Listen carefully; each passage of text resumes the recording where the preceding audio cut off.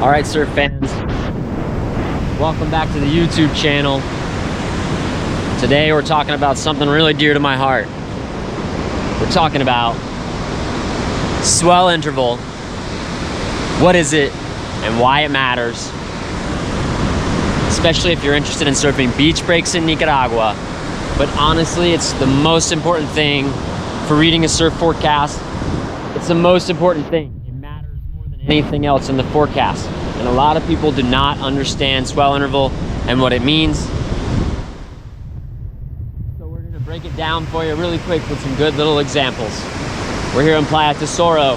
Playa Tesoro is an exposed beach break in central Nicaragua, southern Salinas Grandes, just north of Puerto Sandino, about 5 kilometers from the famous break at freight trains. Now, Puerto Sandino and Playa Tesoro / Salinas Grandes are completely different animals. Salinas Grandes is an exposed beach break. Puerto Sandino and freight trains is the left-hand point break. And so what that means is here the waves break on the beach, and there they break out at a point in the same spot every time. Here the waves break in different spots. They move around based on the tide, based on the swell, based on the interval, and based on the sandbars. There, the waves stay pretty much in the same spot all the time, okay? So here in Playa Tesoro, because the beach break is so exposed, it's very vulnerable to swell interval, like most beach breaks in Central America, okay? So what is swell interval? Swell interval is when a swell comes from the South Pacific here, or if you're in North America, the North Pacific, or other parts of the ocean towards the beach that you're trying to surf. The swells move across the ocean in these things called sets, okay? There are sets of waves that move across the ocean together. Sometimes there'll be 3 waves, sometimes there'll be 6 waves, sometimes it'll be 10 waves, okay? But waves always move in sets, okay? And as a swell becomes bigger and more powerful, what the sets do is they consolidate with each other. And so the longer a swell travels across the ocean, the farther it travels, the more consolidated a swell gets. So what does that mean? Think about waves, sound waves, moving across the ocean. Ocean waves are basically the same thing. As a swell consolidates and gets more powerful, the waves become longer, higher, and more spaced out, okay? So this is the difference between a 12-second interval or a 7-second interval and a 14-second interval or a 16-second interval, or like we have right now, a 22-second interval. And so as the waves become more spaced out in the ocean, they also become more powerful. And as they become more powerful, they also become more spaced out, okay? So why does this matter? Especially if you're interested in surfing Nicaragua, especially if you're interested in surfing beach break, you need to understand the forecast, you need to understand the system, the season that you're coming in. Because different seasons have different wave patterns. The waves come from different directions, and they also come at different intervals. The dominant swell interval for the dry season, which is November to April, is lower. The swells are less powerful. There are still consistent south swells that come from the South Pacific, but they come in lesser spaced out groups of less powerful waves. And so what that means is, like at a place here like Playa Tesoro, when these lower interval swells come in, they're more peaky. What does that mean? That means the waves are more like little teepees and spaced out in between. And so there's more makeable sections, especially if you're surfing beach break, like Playa Tesoro, Rancho Santana, Playa Colorados, okay? Those waves are all very vulnerable to swell period. As you can see, today we have a 22-second period in the water. That means the waves are coming across the South Pacific very spaced out. It's not even that huge of a swell. I think it's only about 1.5 feet at 22 seconds. But as you can see, we've got about 4 foot maybe to every now and then a 6 foot wave. But the waves as they come in, they're not little peaky teepees that you can catch and make. They're more these big walls that are much harder to make. Even the small ones, they wall up across long stretches of the beach and they close out, all breaking at once, meaning it's harder to make the section. Every now and then you can get like a little barrel or a little cover up like we have over here or here. You see we have corners to work with, but the problem is to get in position for those waves, you're going to have to take a bunch of big, choppy, closed out sections on the head, and those sections are gonna push you around. They're gonna make it harder to get in position to surf. And so that's why we say breaks like Salinas Grandes, breaks like Rancho Santana, breaks like Colorado's, they're not as suited to beginner or improver surfers, and they're more suited to like intermediate and above surfers who have strong paddling skills, strong wave reading skills, and that are not afraid to take off under the lip and possibly get axed. That's just the way it is. Now let's contrast this with other waves like freight change or Popoyo. Freight trains and Popoyo are very different, but they have something in common. They're both point breaks. Oh, there's one, look at that right. So you could have made that one, but you would have had to take a bunch on the head to make that one. Same here with this little left corner that's breaking in. So, freight change and Popoyo, they're both point breaks. They're both lefts, or dominantly lefts. But freight change is big and hollow, and Popoyo is kind of like mellow, man, and fun. But the difference is, those breaks, those point breaks and those reef breaks, they like when the swell consolidates. They like the longer period. They like when the ocean goes flat in between swells. Whereas these beach breaks, they don't really ever go flat between swells. And so that's why you get all these closeouts when it's longer period. Whereas at a place like Popoyo, there might only be, in a long period swell, there might only be 20 or 25 waves in an hour, but everyone is open and everyone is makeable. And that's why people pile up on these point breaks when these long interval swells happen. So to me, what the holy grail is finding a beach break that can handle a little more period, a little more swell, a little more interval, and not be closed out and still be fun. And I can still surf alone or, you know, with my partner, because that's what I mean by alone. And that's kind of our goal in surfing. Those are kind of the spots we're looking for. And so to find those spots, what you really need to do is look around for what we call a more sheltered area, not as exposed as we call it. This is a very exposed beach break.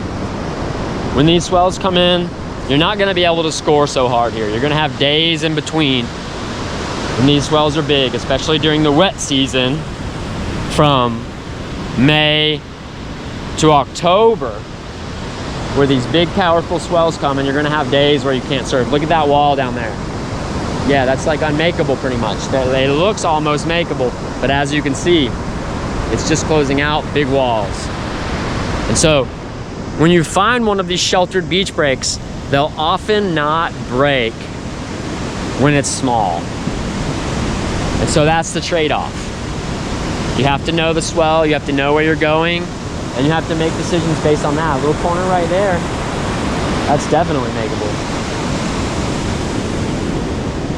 So you have to know your swells, you have to have your local knowledge, and you have to know where you're going and what it likes and what it doesn't like. Or you will get skunked on your surf trip. I hope everyone enjoyed this little guide to swell interval, swell period, the differences between beach breaks and point breaks, and why it's so important for surfing Nicaragua, especially.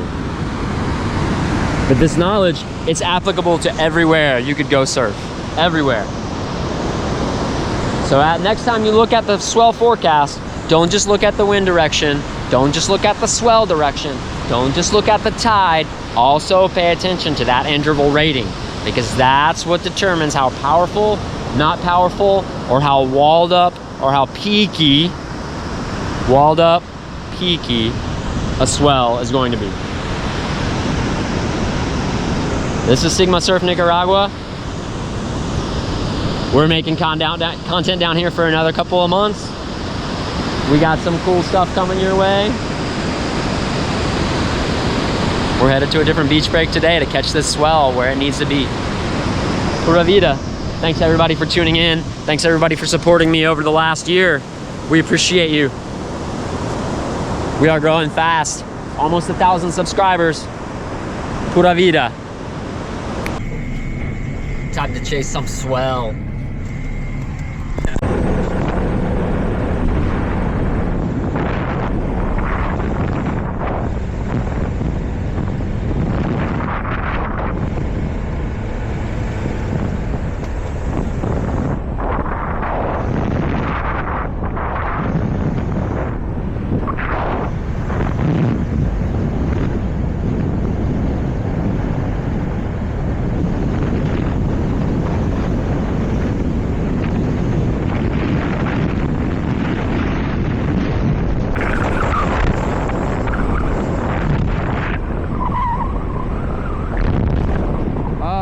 Shit, look at that.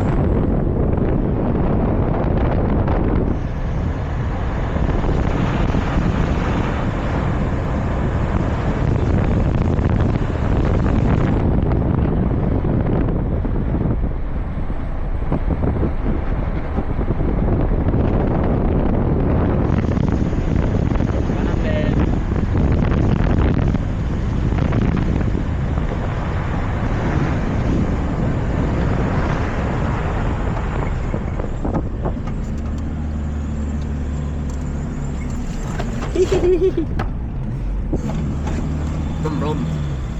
Brum brum. Brum brum. Sorry. No, this is fun. Oh, no sorry. Despídela. Bienvenido a Salinas Grandes.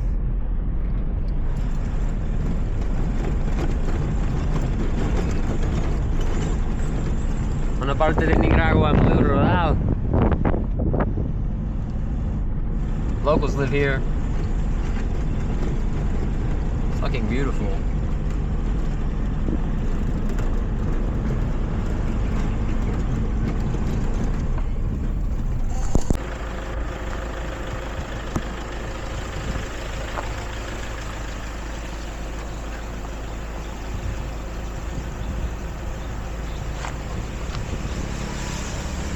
Ali. Definitely.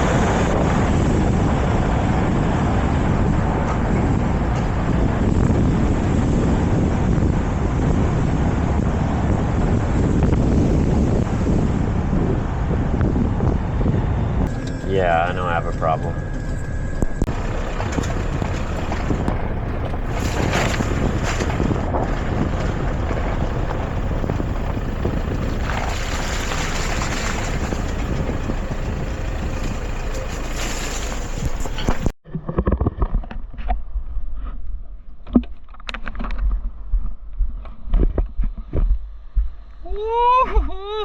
Jim's already on it. Rocas.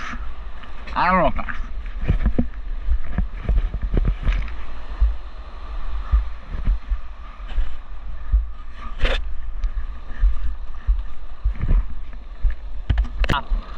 This is one of my favorite beaches. Even though it's super mellow, it's super fun. That's a peak. 2 peaks.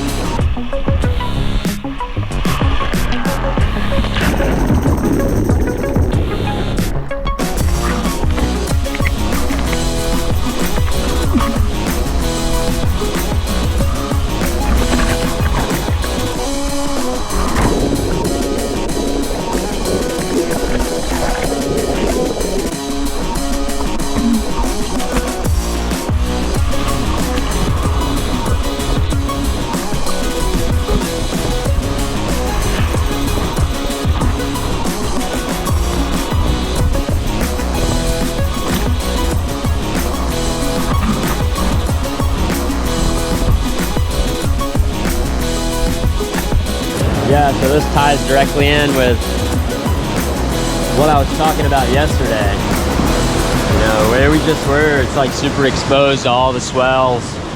It's really great in the dry season. It's really great when it's small. But once you start getting some swell, you need to come to like a little more protected spot. And as you can see out there, there's some headlands, there's some outer reefs. And then, you know, that breaks up the swell as it comes in. So even as you have like a 22-second swell that's closing out a lot of the spots around, if you know where to go when it's like this, you can still find good waves. I'm not saying it's gonna be like perfect or anything, and it definitely wasn't perfect, but it was definitely fun. Oh, there's one down there. Just fun waves that are not stressful and don't make you feel like you're gonna like die on a regular basis. But yeah, it's high tide now. I think it's time for some breakfast. Pura vida.